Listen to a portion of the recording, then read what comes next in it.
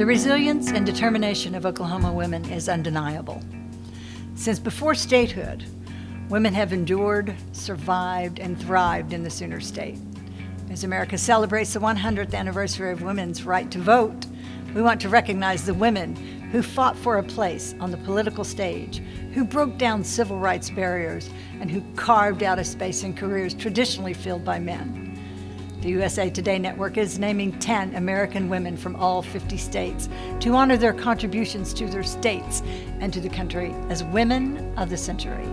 Picking just 10 Oklahoma women was not an easy task, but with the help of community leaders, we created a list of women who exhibited a level of resilience to withstand and overcome enormous odds. At the top of the Oklahoman list is civil rights icon Clara Luper.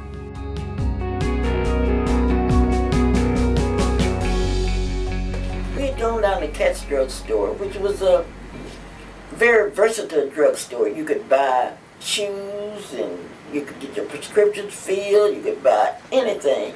And then they had a little counter there, but you couldn't eat. And what kind of sense does this make? In August 1958, Clara Luper, a young Oklahoma City schoolteacher, led a group of 13 black youths in a sit-in at a drugstore lunch counter in Oklahoma City to fight discrimination against minorities. My whole life reflected in front of me.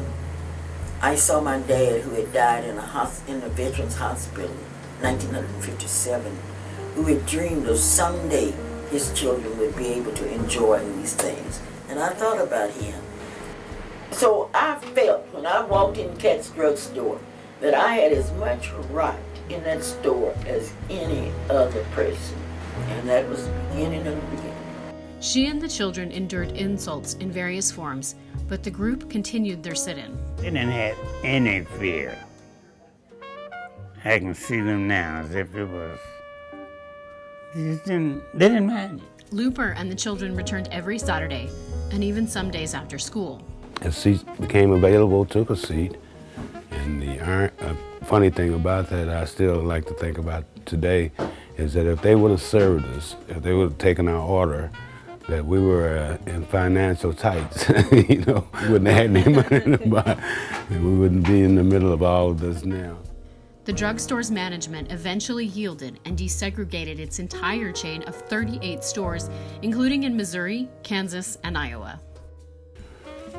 Was served at Cats, we went over to Animals, and then the other restaurants that were in the downtown area. There was a Bishop's restaurant, and you know, just all of the restaurants there. Because see, the black community rode the bus, and we could ride the bus in the back of the bus, but when we got downtown, you get there, you're hungry, and no place to eat.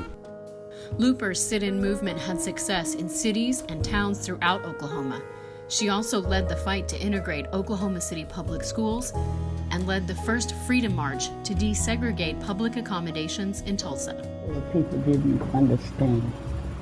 They thought we were trying to mix the race, and it was not true. We were trying to get better education for all of the races. That's what we were trying to do. Clara Luper died in 2011.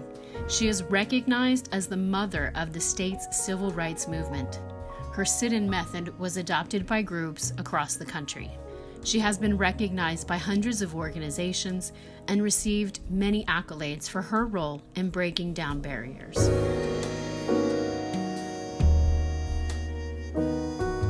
Clara Luper is just one of 10 Oklahoma women we are recognizing as Women of the Century. The complete list can be found in the August 14th edition of the Oklahoman and online at oklahoman.com.